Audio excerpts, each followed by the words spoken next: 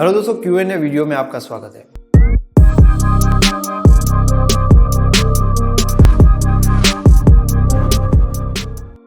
यहाँ पर मैं उन लोगों के क्वेश्चन का आंसर दूंगा जिन लोगों ने इंस्टाग्राम स्टोरी पर मुझे क्वेश्चन किया था। अगर आपका भी कोई क्वेश्चन है और आप चाहते हो कि ऐसे वीडियो बनाकर मैं आपके क्वेश्चन का डिटेल में आंसर दूं, तो आप इंस्टाग्राम पर जोगल राजा सर्च करके मुझे फॉलो कर सकते हैं। और जब मैं वहाँ पर स्टोरी लगाऊं तो स्टोरी में आप अपना क्वेश्चन लिखकर मुझे सेंड कर सकते हैं। सबसे पहला कोई क्वेश्चन है, मेरी गर्लफ्रेंड अपने एक्स से बात करती है, वो मुझे भी नहीं छोड़ना चाहती, मैं चाहता हूँ कि मेरी रहे। मतलब आपकी जो गर्लफ्रेंड है वो अभी भी अपने एक्स के साथ बात कर रही है एंड वो आपके साथ भी बात कर रही है एंड आप चाहते हो कि सिर्फ वो आपके साथ रहे।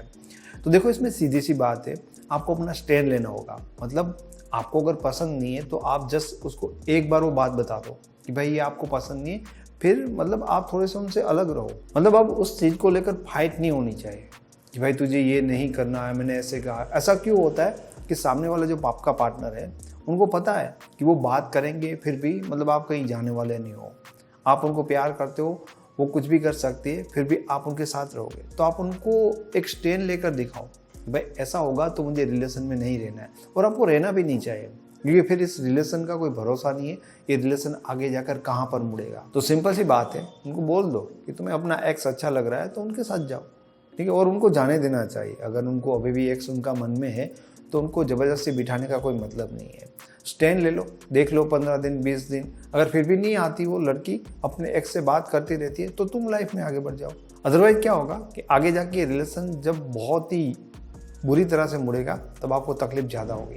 दूसरा question, my husband said to me stay away from me, I don't like this closeness sir, what do I do.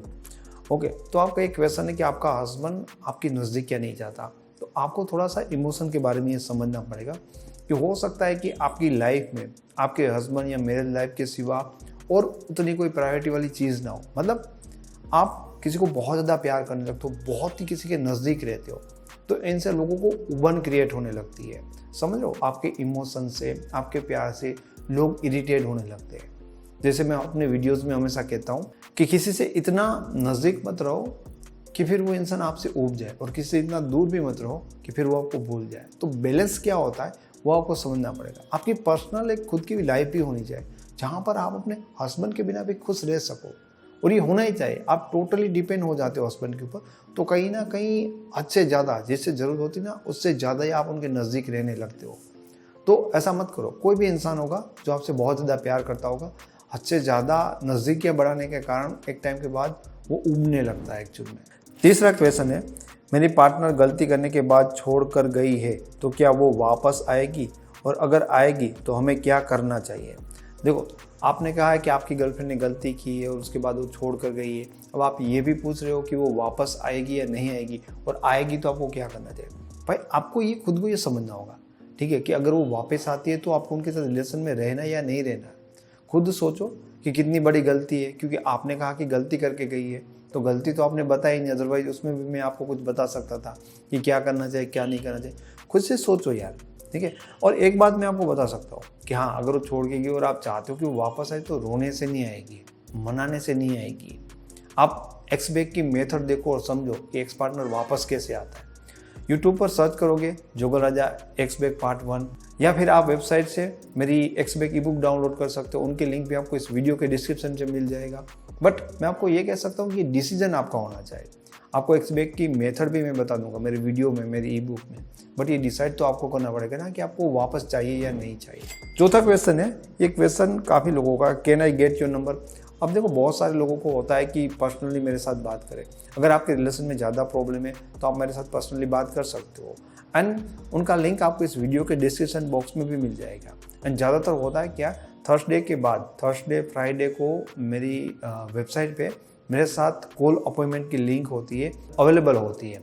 उसके बाद अगर आप संडे को या मंडे को जाओगे तो नॉट अवेलेबल लिखा आएगा, तो वहाँ से आप कॉल बुक करके डायरेक्टली मेरे साथ बात कर सकते हो। पांचवा क्वेश्चन है, सेम ऑफिस में हो तो कैसे नो कॉन्टैक्ट यूज़ करते हैं।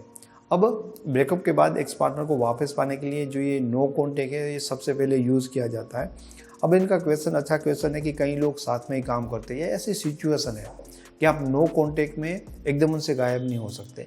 तो ट्राई करो कि यार आप अपने ऑफिस में ऐसे रहो, ऐसे बिहेव करो, आपका बिहेवियर ऐसा होना चाहिए कि जैसे वो इंसान वहाँ पर है ही नहीं। इन शॉर्ट में आपको बताऊं तो आपको ऐसे रिएक्ट करना है कि वो इंसान वहाँ पर होते हुए भी आपको कोई फ़र्क नहीं पड़ा है। आप तो ऐसे ही अपनी तरफ से अच्छे से रह रहे हो जैसे वो इंसान वहाँ पर है ही नहीं।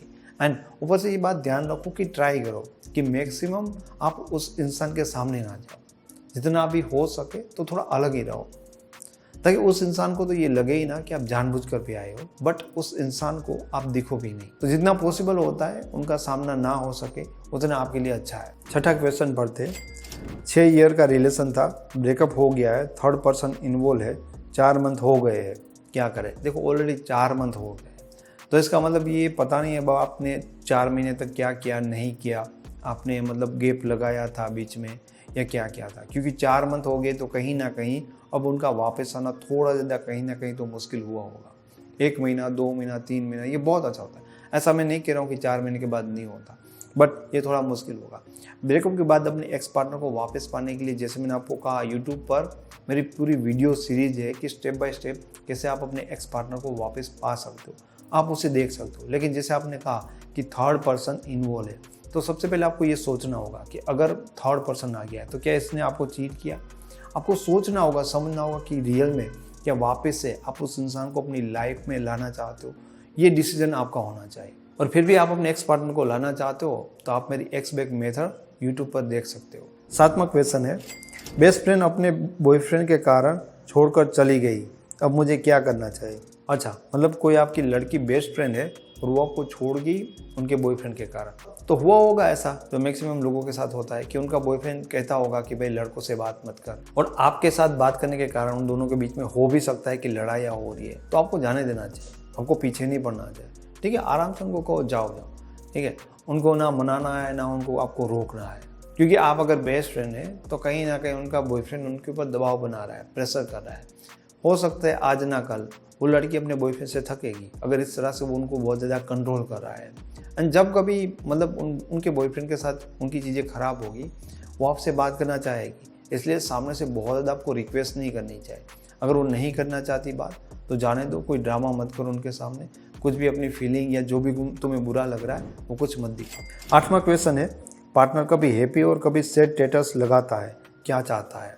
ओके, तो हो सकता है कि आपका ब्रेकअप भी हो गया, हो सकता है कि आप दोनों के बीच में बात नहीं चल रही है, तो आपका पार्टनर कभी हैप्पी स्टेटस लगाता है या कभी सैड लगाता है। एक्चुअल में आप ये जानना चाहते होगे कि क्या मतलब वो खुश है, मतलब मुझसे बात नहीं कर रहा है तो वो मतलब मिस कर रहा होगा, प्यार कर रहा है, क्या है। एक्चुअल में इससे पता नहीं चलेगा।